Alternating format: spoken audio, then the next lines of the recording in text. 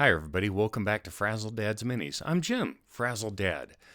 Today is no minis. This is all some meta stuff, specifically around asking for and getting feedback.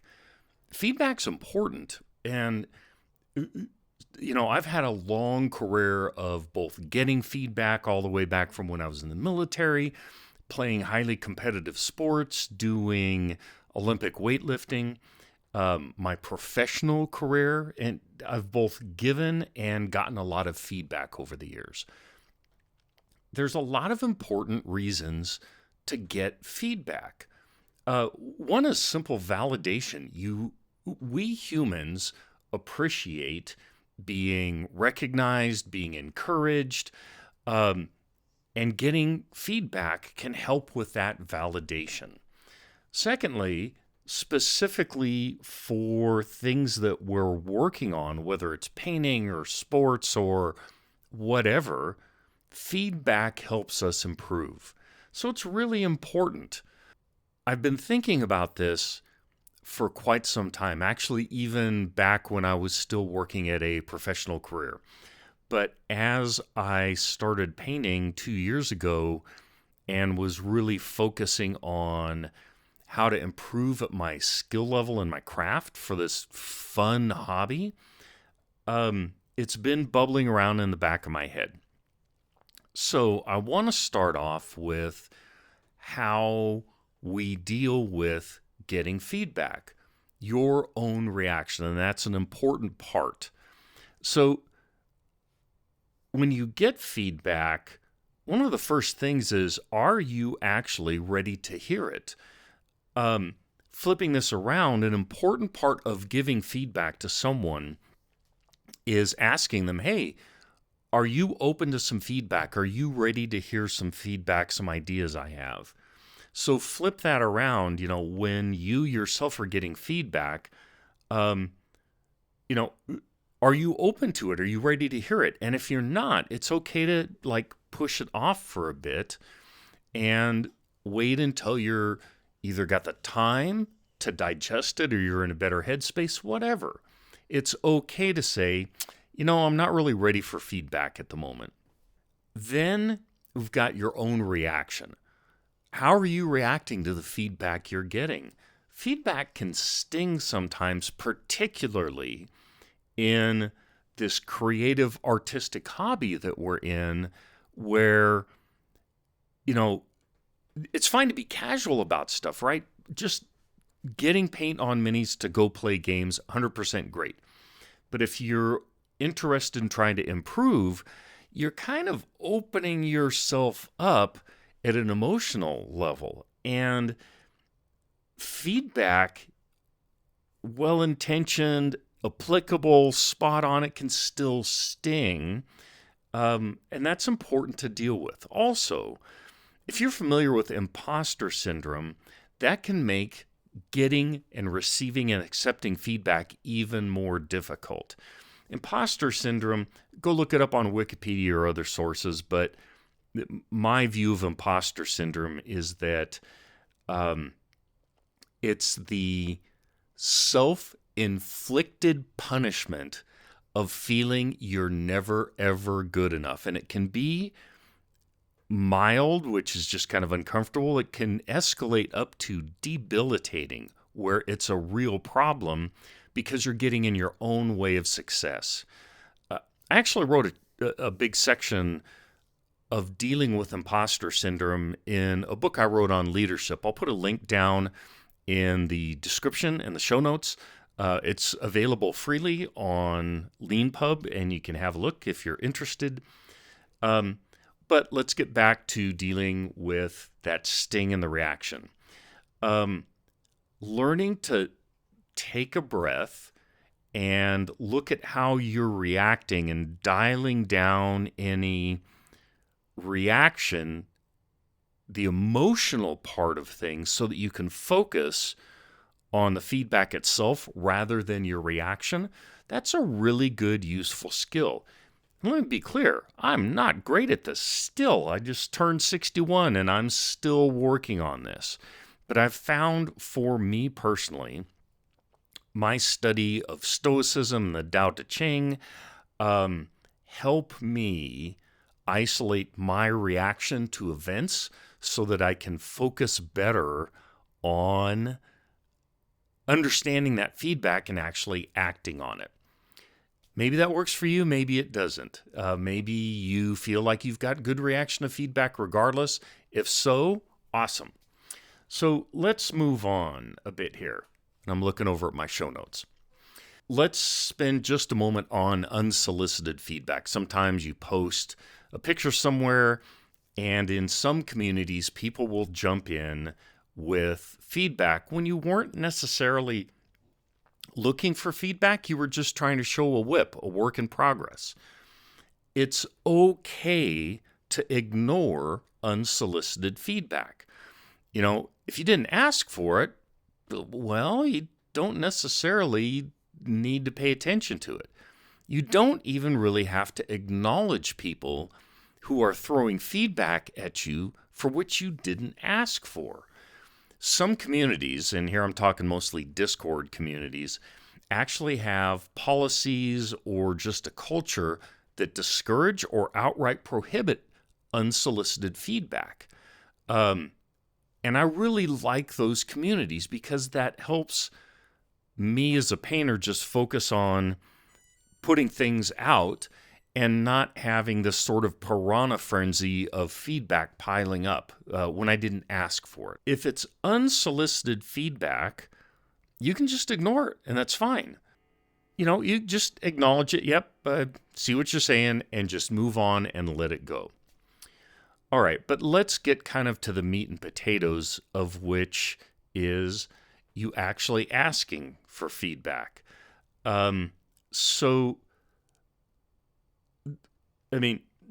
There's books, there's conference talks, there's TED Talks, there's YouTube videos, there's all sorts of stuff on getting and acting on feedback. So this is just kind of my thinking on this, developed over, a number of years. Like I said, getting a lot of feedback, and then also as a mentor, as a coach, giving some feedback.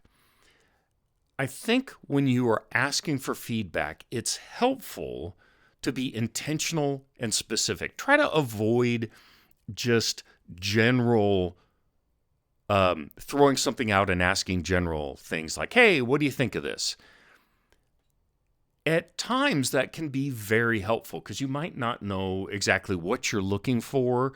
You might be looking for things that were outside of what you were focused on, and that can be helpful. But it's often helpful to ask for specific feedback or specific feedback on specific things.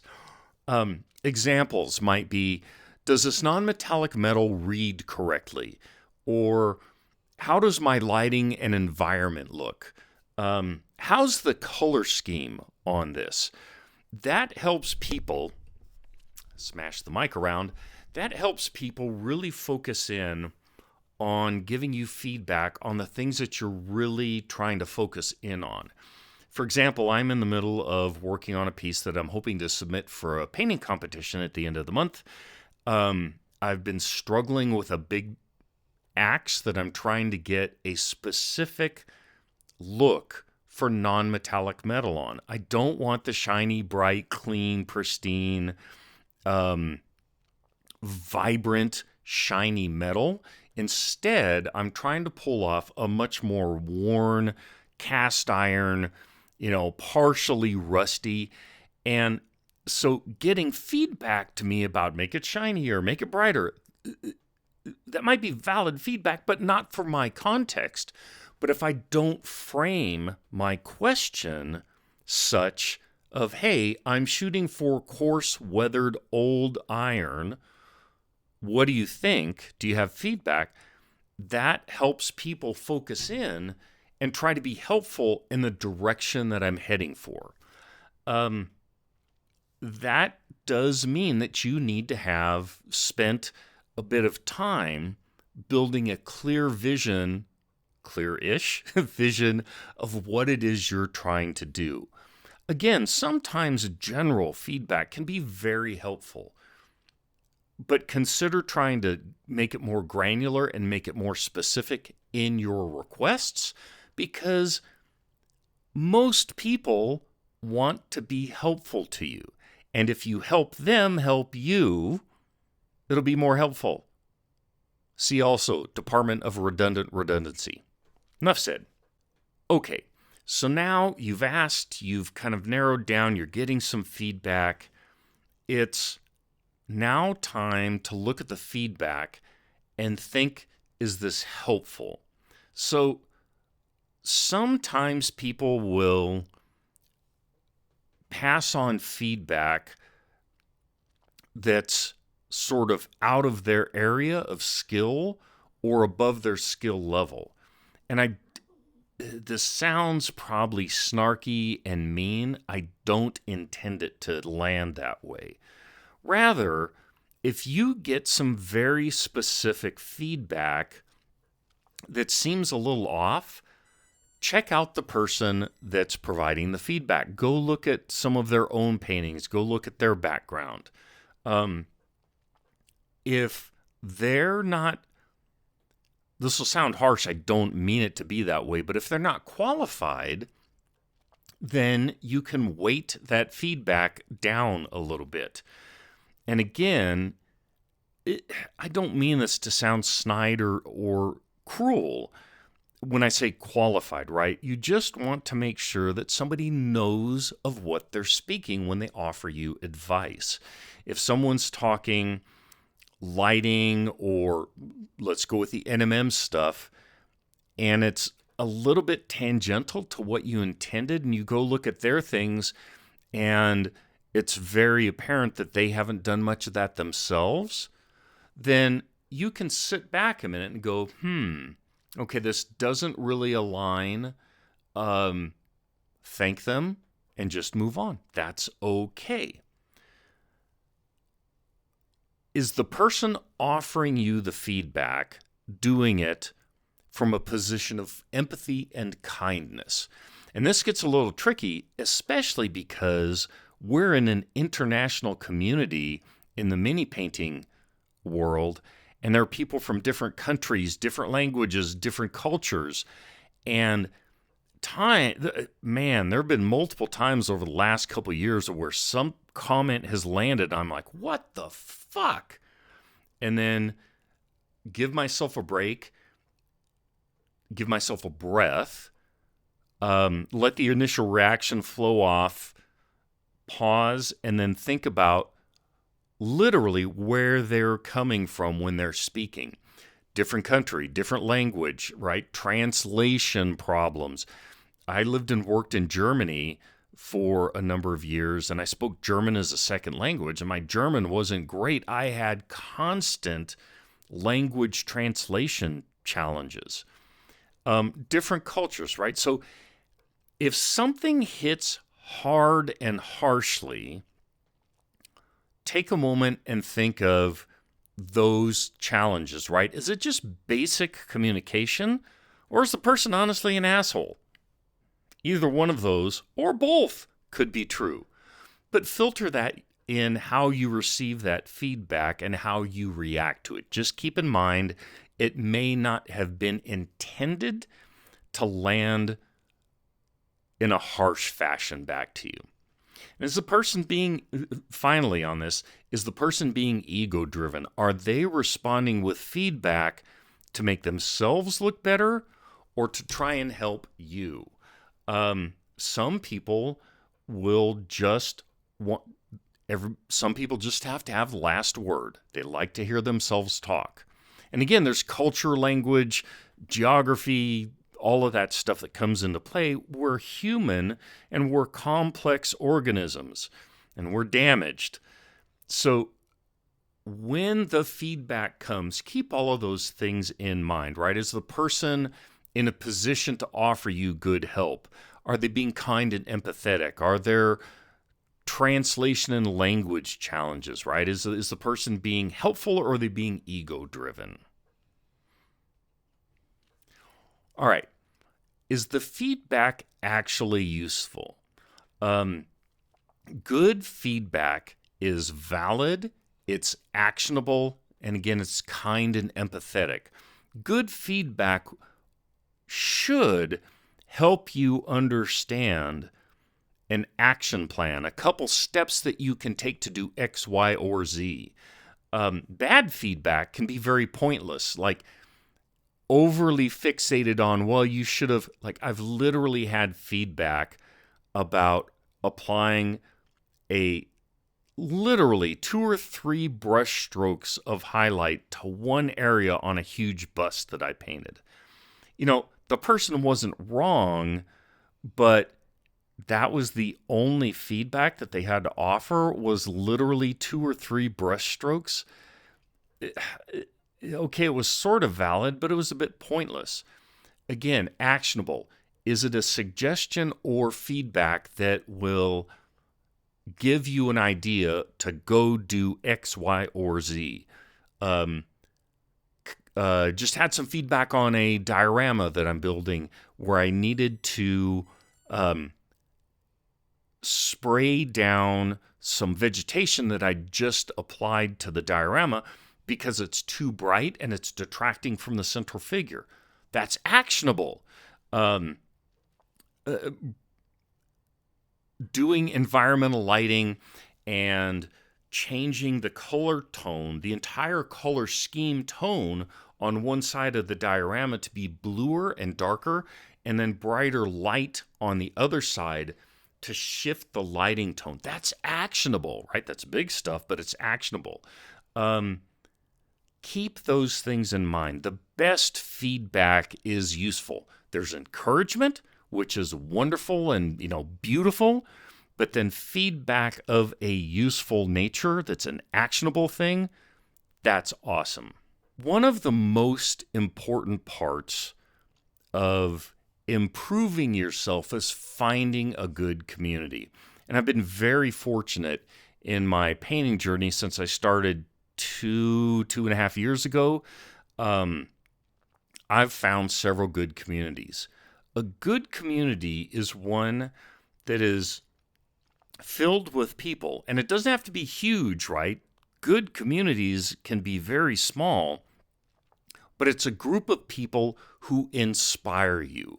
It's a group of people who, I think, it's tangent, but this is a good story, I promise. I think I talked about this in my Learning to Learn video. You want to be the worst in the band. And what I mean by that is, if you are consciously trying to improve your skills, you can't be the best. You need to be surrounded by people that are far better than you, because it gives you somebody to aspire to. You look at somebody who does amazing skin tones, and that helps you aspire to paint skin better. You look at somebody who does extraordinary non-metallic metal. That gives you a guide and an inspiration to improve your own NMM. I could go on and on and on. Point being, find a community where there are 1-2 billions of amazing people that inspire you and who do things that you want to improve on. Again, skin, NMM, whatever. Find a community where those people, or your peers, even folks at your own level, you can learn from all kinds of people, not just experts. Find people who are generous and free with their knowledge. To me, and again, I've been involved in mentoring, coaching, supervising, formal teacher for decades. One of the things that excites me the most, because I am regardless of whatever the thing is, I'm not the smartest, I'm not the best, I'm not the fastest, none of that.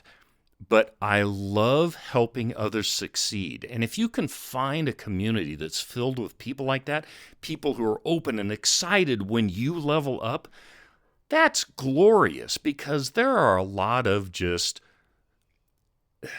dull, droll people in the world, and they're fine. They're living their own lives. But when you get in a small community or a large community where people lift you up, man, that's a gift. And you should jump into that community and, dive in the deep end.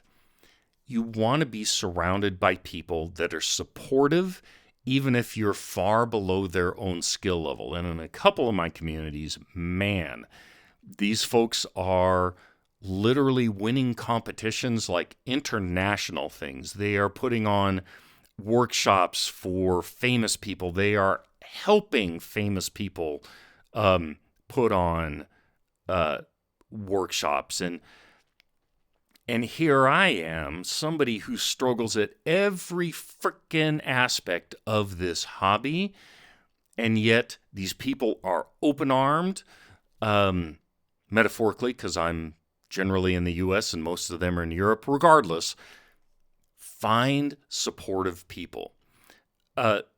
My 3 favorite communities that I'm part of right now are, first and foremost, Paint Water Soup. I'll put a link to these down in the show notes.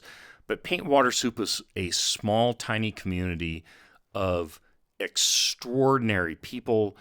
I have learned so much from being in that group. They're lovely, kind people.